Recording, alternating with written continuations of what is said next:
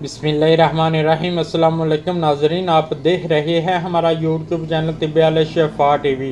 मैं आपका मेज़बान हकीम मोहम्मद ज़मान हैदर। नाजरीन, आज एक बार फिर बात होगी शुगर पर। जो हम शुगर के कैप्सूल दे रहे हैं अल्हम्दुलिल्लाह उसका बहुत अच्छा रिज़ल्ट मिल गया है। तो जो कहते हैं हमारी इंसुलिन छूट जाए,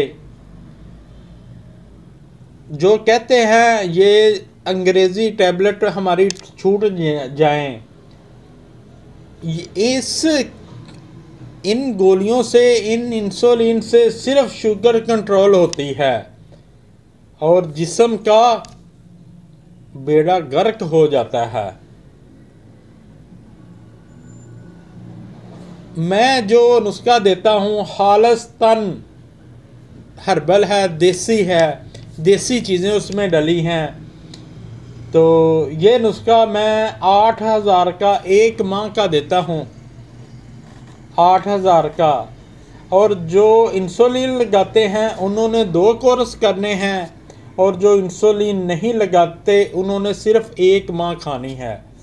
तो इंशाल्लाह शुगर हमेशा के लिए कंट्रोल हो जाती है और दोबारा कोई भी दवाई खाने की ज़रूरत नहीं रहती। वीडियो को ज़्यादा से ज़्यादा शेयर करें ताकि किसी और का भी भला हो सके, और लाइक भी कर दिया करें।